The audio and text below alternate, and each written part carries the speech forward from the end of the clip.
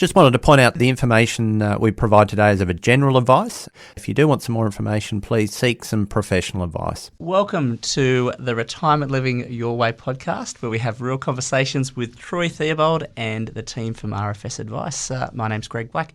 Troy, welcome. Welcome. Great to see you again. Oh, it's been a looking while. Forward to this one. Absolutely. Why Why is this that? first question out of the way first, and then we'll know. Okay, well, let's just bring Brooke back into the conversation. So Brooke Riewoldt is one of the advisors at RFS Advice, and due to popular demand, we brought Brooke back to talk about all things. Well, it's going to be a financial checklist either for ladies over 50 or women over 50, and we don't think as males we should make the choice for the heading. So it's over to you, Brooke. Hi, Greg. Hi, Troy. I think let's go with ladies. Okay. Ladies. Perfect. Okay. Well, I think what we wanted to do today was, I guess, get into nuts and bolts of it and really give ladies over 50, and it really doesn't have to put a number on it. No. It's really those ladies that actually want to take control of their financial situation, maybe looking for some guidance. And we just thought, and Troy and Brooke have put together a fantastic little checklist. So this one might be a little bit drier than the normal ones, but we just thought it was really important to sort of, throw a few things in there that might be useful. So, Troy, do you want to just sort of give a bit more of an overview of the checklist and where it's coming from? It's probably around helping people get financially ready in the background, or if they were going to reach out for advice, what should they be looking at? What ideas should they be thinking? If they're going to be a DIY and do it themselves, just a bit of a broad framework there. So we'll run through about 6 key areas there around assessing where you're at, because you've got to know your current position. Then how do we strengthen that and get ready if we're into pre-retirement? How do we protect the health and wealth if we have situational changes there? How do we manage our debt and cash flow? Planning for estate planning and legacy there, and investing in or with some financial confidence. We'll move into that. Fantastic. So lots to talk about. Brooke, you look excited. I am excited. That's I think good. This is a very, very good topic to be discussing. Yeah, absolutely. And so look, let's start off on, I guess, that first point, assessing your current financial position, because I think that can be quite daunting. Absolutely. Would that be fair? Yeah, absolutely. It is quite daunting to actually stop and have a look at where you are now, particularly if you have had your head in the sand for a period of time or not had that financial control or self-dependence previously. If you've lent on someone else for that, having a look at what your position is and what that means can be overwhelming at times, yes. Which is where it's really important as well to lean on a professional as you do that.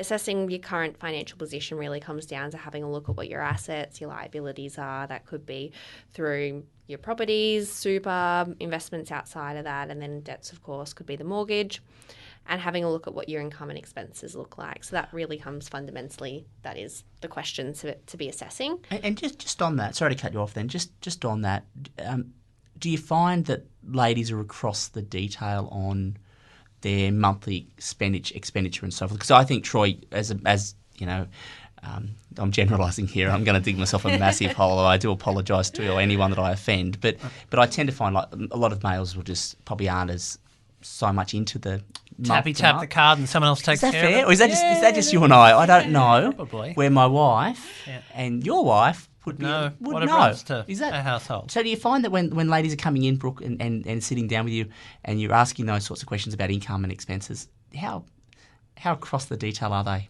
Very. Yeah, typically that's fair. females are a bit more on the conservative side with Yes. the spending as well, particularly at that stage of life. They're more concerned with financial security. That's always top of mind when they walk through the door. They just want to know that they're okay, what they're spending makes sense, and that it's going to last their lifetime as well. We know females are typically outliving males by the statistics at the moment around 5 years longer, and that is a longevity risk as well for females. So they need to make sure that they're living within their means. Okay. So list of assets, liabilities, knowing where everything is, looking at their expenses, their income, and then what about things like ownership structures and things like that? Does that play into much of? I mean, we're going to need that at a point, but yeah, that fundamental is what assets have we got, where are we coming from, and how much are we spending in their household, and that. Quite often, we'll ask that as one of the first questions. A lot of the time, people, it's a great question. I always laugh and say they'll be on Upton Pod. It's not a great question. It's just something everyone needs to know. Yes. And it's per household. It's not what I read. Before I came in, I jumped on Google's MyGov website and it told me I spend $42,000. No. What do you actually spend in your house? It's not a judgy answer on what you'd No. aspirationally like to spend. And we always laugh there, I've got a budget. And we'll go, I don't care about your budget. What we want to know is what you're spending. I can have a wonderful budget. Doesn't If mean I'm not sticking to it. Yeah.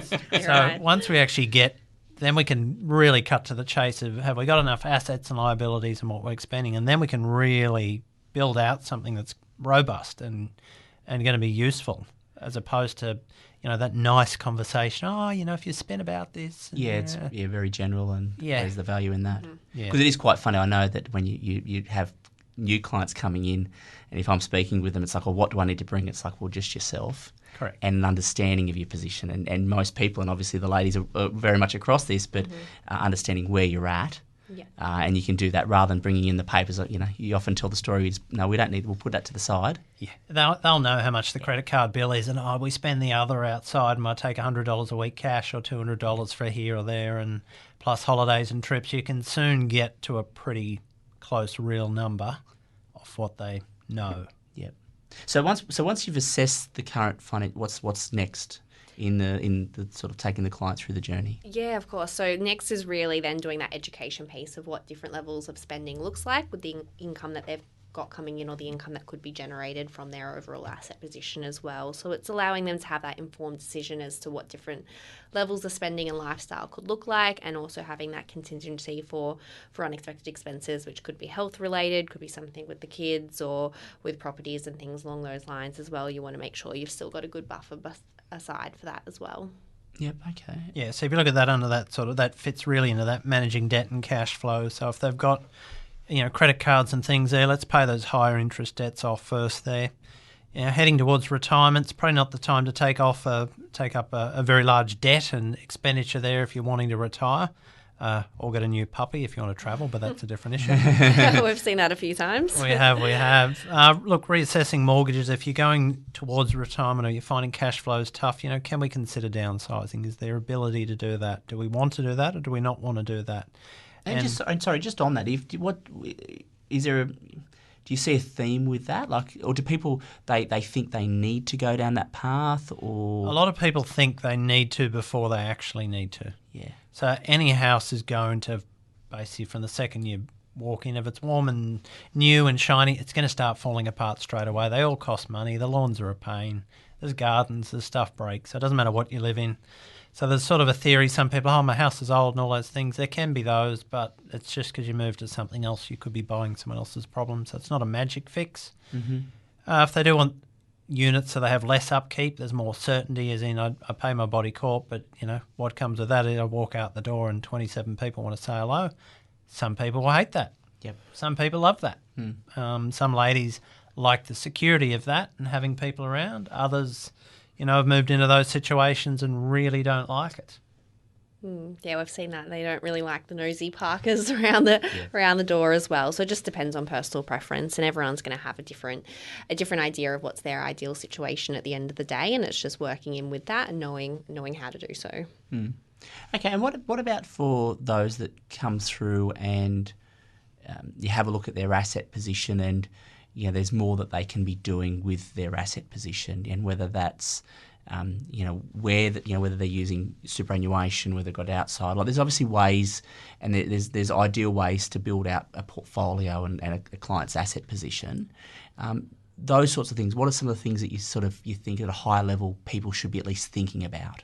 Yeah, definitely should be looking at their risk tolerance and the risk exposure that they do have. So often we'll see people coming in having not looked at their superannuation, and it's normally on one end of the spectrum being either really, really conservative to the point where it's not working for you and your money's going backwards every year, or they might be overly aggressive for the income they're trying to generate and their life stage as well. So somewhere in that middle, in that balance, middle of the road approach is typically what you start to see people taper down to towards the retirement age, and having something that's sustainable over time that'll deliver the income they need without being overly aggressive or volatile is the ideal scenario. So just having a look at what that could look like for that particular person, and having a sound strategy that reduces risk over time for them.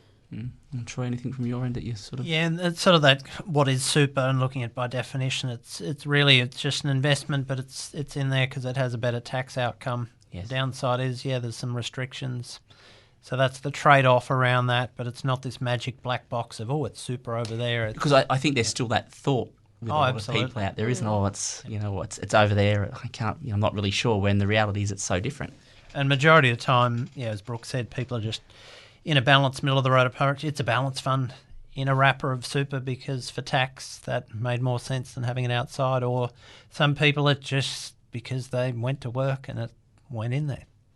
But it's really sitting down and having that conversation, looking at the benefits of that, because when you do get a little older, much older than Greg and I, Brooke, before you smile, much older. Much older. There is benefits around, no taxation and things where you can work really well in retirement. So that's the appeal for it really, is that ability to give tax-free income in retirement. And, how do you maximise that ability? And it's getting harder to put big amounts into super, so it takes more time to plan. And I think if we're looking at a checklist, we really want people to be thinking about, okay, well, if I'm 55 or 60 and I want to stop work or planning to stop work in another 5 or 10 years, that checklist is really where am I today? Mm-hmm. Where do I need to be tomorrow by that? I think that's really important. I think that's where these sorts of things come into their own. Because that's it. We know what we're spending today, but what are we going to spend in retirement? And that tax is a huge swing. So, you might have a teacher on a $100,000 income and they're going, oh, my goodness, I need $1.5 million in super, but you're paying tax. You probably only need 65 to 70 in retirement to have that same after-tax position you had now. So just recognising the differences based on that. And do you find many clients come in and they're shocked that they can actually retire? Oh, regularly. Mm-hmm. Because I think people have this image, and I think you're spot on. It's people, they're earning X amount of dollars, but they don't understand maybe some of the tax side of things. Yeah, correct. And people often, you don't know what you don't know. No. So until you reach out and get that professional guidance, they don't really understand what level of assets they need to generate what income they need and what that income should be or could look like in retirement, and what's reasonable with trips and travel and all those sorts of things on top as well. So it's often just that the education isn't there for them to feel confident in that decision at that time, and then they come in the door and we run the numbers, and the numbers are the numbers, and more often than not it's normally a good story or there's a plan to get to that good story. Yep. We had a couple last week exactly that when they first came in it was, there's a time frame of 5 years and and we're going to move down the coast from Brisbane, we're going to do all this, and we're like, time frames don't overly inspire. Let's have a look at where you're at and where you'd like to get to. But she was very clear as to what her outcome was more, when are we there that we can do that? Because that was you can just see the bubble. She could clearly see that's what it was, and tell us when we're there, and we put it on the board, and Brooke and I looked at each other going, well, that'd be now. And you could just see and she could touch it like it's real. It's real. Let's go. He's got other things in his mind around, am I ready? Am I allowed? It's almost all those decisions and things you've got to go through. And that can be either way in a couple, the other way around. But I can just picture this because we just sort of watch this conversation unravel in front of us there. And then watching when they've come back down again, it's like, it was the elephant in the room of the first question, which, I went straight for the red button. And, so we moved down already or what? So, but for her, she really knew what's important, and I just want to maximise that. You're telling we can do that with safety, security, and we've got enough buffers. Yep, well, why wouldn't we choose to do that? And we're like, well, that's your part of your side of the table, but we can definitely help deliver that outcome, and we don't need to take too much risk to deliver that. So it's nice when that's the case. And that must be a really good feeling when you look at couples or people like that have been very astute. They've saved all their lives. They've done things. They've planned, and being in that position is it must be quite nice to be the one to let them know. Yeah, and absolutely, very feel good. And then for those that may not be in that position, at least they've got a plan to work towards. Absolutely. And it is, and then they're the ones we probably give a time frame. You know what? You're 2 to 3 years short. Yeah, but again, you're better off knowing. Exactly. Knowledge is power, and then it really Absolutely. helps them put their head down, knuckle down, and get to where they want to get to. And we find those people that do have that plan in mind, have that amount, and they really set their heads to it as well. And we're also seeing retirement trends change over time. Like, we definitely have a lot more people that do the partial retirement now. Yes. They still want to be involved and have that social aspect of work. It might not necessarily be something that they've done for their whole career. It might be a change into a different industry, something that's a bit more casual or contract style, and keep their brain working, keep that social aspect as well, and then balance that in the household if the other partner's retired completely. Yeah, no, that's fantastic. So we've really currently, if looking at the checklist, assess the current financial position, strengthen the readiness. So having a look at that. What about things like insurance? And because obviously as people are working with, they've got young kids, and we see it, and I'm in that stage. You need insurance to protect in case something does happen. Yeah. Those sorts of conversations, they would form part of the overall plan. Yeah, it's there, and it's got a need when it's needed. So especially if you're here as a single female with kids and you're the breadwinner, right. you're going to feel a burden. Yes, it's hard because those costs have gone up. Yeah, but it's still a necessity. Yes. Whereas as you get close to retirement and those burdens ease, it's probably less of a necessity, and then it becomes a luxury, and then it becomes something that's a choice you don't need. Yes. And there's no magic rule of thumb for that, unfortunately, because it's each individual situation. But we do empathise with people that are needing that when they're the breadwinner and you've got those costs. Yes. And I guess it's sort of not to the same extent cash flow. Is there an ideal sort of level of sort of cash that you tend to think's prudent for people to have, or is that too hard to answer? I mean, look, our retirees, it doesn't care whether you're male or female, you should have 1 to 2 years cash buffer. That's just how life works. But when you're pre-retirement, it's hard to get that big buffer to get ahead. And then how do you juggle that? And we've got a couple of ladies who were probably short on that time frame, and they ended up doing some of the volunteering through Centrelink. That allowed them to get some Centrelink coming in, so they weren't drawing on their super early. They were prepared to do the volunteering in those hours because that delivered the outcome for them there. And so sometimes there's other ways than just having to do what you've always been doing as well. Yes. Yeah. Okay. No, that's good. Just having a look at other things. Is there anything from you mentioned earlier, Troy, about paying off high interest debts and things like that. We really don't want to be carrying debt through retirement. No, the lease in the new car, we had someone the other day like, should I package the car up? And well, you walked in the door and said you're going to retire in the next 12 months. So having a lease package that's going to run for 4 years doesn't sound like a great idea, no. No, that doesn't make sense. Yeah, so I think obviously managing that, and I guess it's really calling these things out that people need to be thinking about. Would that be fair, Brooke? Yeah, absolutely. Yeah. And what about, and I hate to talk about it, but it's very, very important, and we were fortunate we had Peter Muller here on one of the previous podcasts talking about wills and estate planning. But, it might be a horrible topic, but it's a really important one. So any thoughts on I think on men that? and lady are equally as bad at avoiding it. Yeah, okay. I think it's just in Australia that's a bit of a head in the sand topic. But it is definitely something we're seeing people tackle more, and it's something we always discuss in our meetings. We check whether people have those in place as soon as they walk in the door. It's critical. And we have the aged care side of the business at RFS Advice, so it's very front of mind to us what can happen when people don't have these important documents in place and haven't had these conversations with the family. It can be an absolute nightmare. It can tear families apart, and it just makes a situation that's already incredibly difficult even more so. And that's an unnecessary burden to have at that time if you can prevent and plan for some of the estate pieces that need to be done. Yeah, and that's really a non-negotiable, isn't it? It is. When you think about it. It is. That's something that, as much as people hate it, I know when they come into our world, that's something we make sure that it... Absolutely. And once you've got those documents in place, you can have that peace of mind in knowing that too. So we've all heard or seen or been a part of sad stories there. So to have the documents in place, it just makes everything much easier for people going through those. Yeah.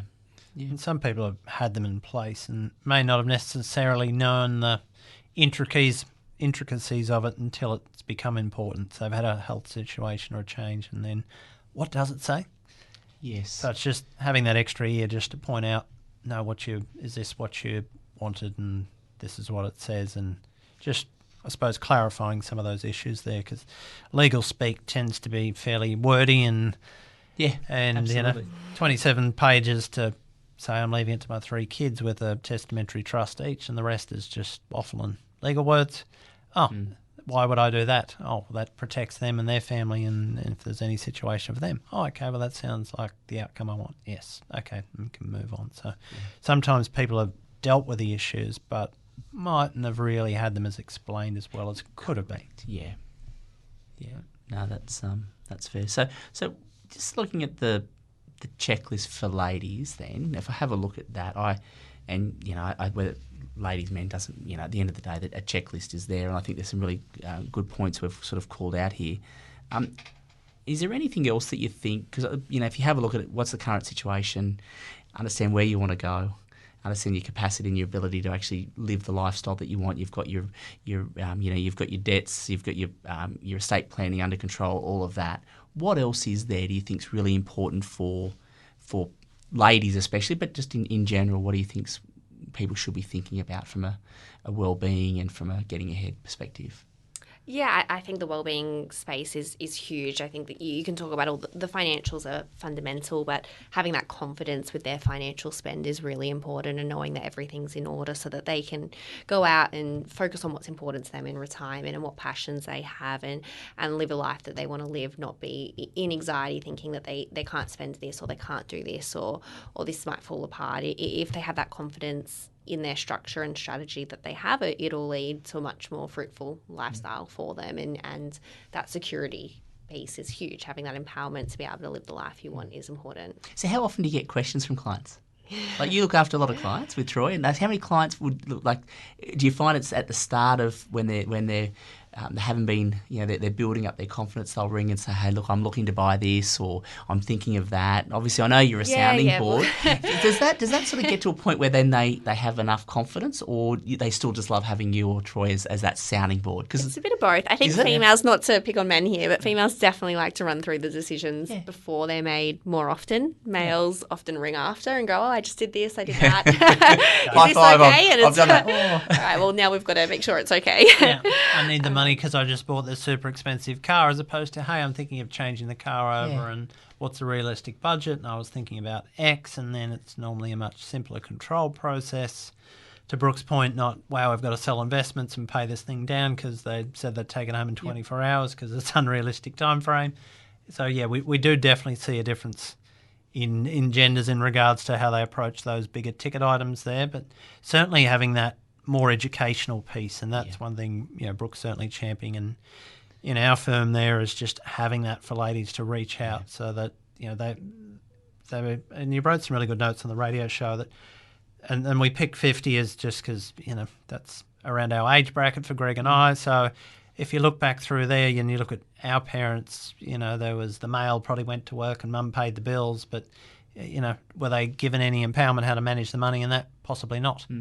And then the next generation coming through is where more degrees, education and that, but there wasn't probably a lot of finance-related degrees. And then you get to Brooke's generation where we're outnumbered in our office by our ladies with degrees that are living and breathing this stuff and helping others with it. So it's a massive swing in the last 20-odd years. Yeah. Which is fantastic, isn't it? Yeah, absolutely. And I think females still like to have that sounding board, even when they've got the confidence and the education behind them. They still like someone to talk about, particularly if they're widowed or divorced and they don't have that sounding board at home. They like to, even the repartnered, they like to still call a professional and have that open conversation with no judgment, because it's not typically things that they feel comfortable talking to their friends about the specifics of their finances. It's no judgment phone call, and we can give that advice and confidence for them to make the decision that they need to, or the informed knowledge. But it must be rewarding, like we were talking before about when a client comes in and you're actually able to say, hey, look, you can retire. Having a client come through the journey and all of a sudden the types of questions that they're actually asking you would evolve over time. Oh, absolutely. As their knowledge improves, I think that to me is, that's got to be rewarding. Yeah, you see that shift. And even talking on the rewarding side of things, we have the dream board in the office, which is photos clients send through of them achieving, whether it's the car they bought, the trip, or something with their family. They send through all these exciting milestone moments in their life. And they're things that we might have spoken to those clients about for years prior, and they've achieved it, and they send it straight through to us. We share it with the team. The whole office is buzzing. We talk about where they've been, what they've done, and the story behind it. And it's really inspiring, and it's just such a critical part to why we do what we do. Yeah, spot on. And what's interesting, you 12 months ago, I'd say we'd get 4 to 6 photos a week coming through, and wow, talk about undercooking that. I think there's like 10 to 12 to 14 photos per week at least. Yes. And some of the life lives people are living is just amazing. It's Insane, it's fantastic, and I think that's a credit to Troy and the whole concept of the dream board. I think that's and our office, as you said, we buzz from it. It goes around the whole office, which is fantastic. We look at those ones this morning. I know he won't mind me talking about with these giant lobster that we sent around over in Canada.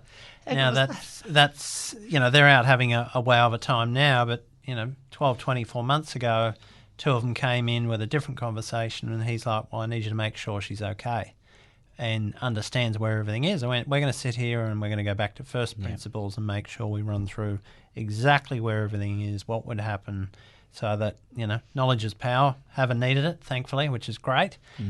But from their perspective and her perspective was just, no, you and I are just going to sit down and go through this. He's all over it. We're just going to sit here and go through, make sure you're comfortable in regards to that. So, there is that, that scenario is, it's just giving that education and that power. And that's, once they've got that, it's there in the background now. Yes. Which is great. We've dealt with the issue, and hopefully we don't need to deal with it in the immediate future. But that's where we do find ladies do want to come and talk. And we had another lady in this morning, same thing. It's well, what if this would happen? What if that would happen? What if? All right, I don't need you to fix these, but can you give me some general direction as to where we might go when we get to this point? If we get to this point, yes. Oh, you've dealt with this before. Yes. And I think that's really where we probably see that difference, wouldn't it be, Brooke? Absolutely, and there's no two situations the same, but we have seen a large variety of scenarios that have happened out there and what strategies can look like. And I think the people asking these questions have seen it secondhand through their friends, family, or heard stories, and they want to know that they're going to be okay if X, Y, Z happens. And that is just the fact of life, that these things do unfortunately happen. And it does change their situation and their strategy. They need to be adapted and flexible for that. Yeah. And look, I think we're very fortunate at RFS. We all often talk about where technical capability meets real-world understanding. And I think that's something that, we've got the smarts because we've been doing it for a very long period of time. We've recruited highly intelligent individuals such as yourself. We've got a structure and a team environment where people stay, and, the average tenure within RFS is just under 8 years, which is pretty incredible. And I think that really does, allow us to actually, understand what's going on and really, I think, get to the core of what's important. And I think, to me, the heart of our office is that dream board photos where we celebrate what comes through.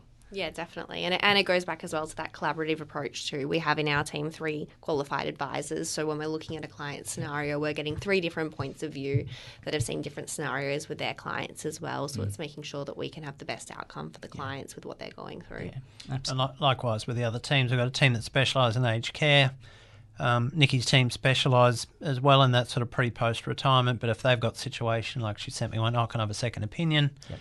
And same for Darko's down there, looking after a lot of those business clients. 20 in the broad team, but enough qualifications around that you're not making or solving decisions on your own, even where having that collaborative approach times the number of clients we see times that, and always learning. So I think that's the key, is you've got to be open to always learning. There's things that are changing. Absolutely. I know Brooke helped someone pay a tax bill. Yeah.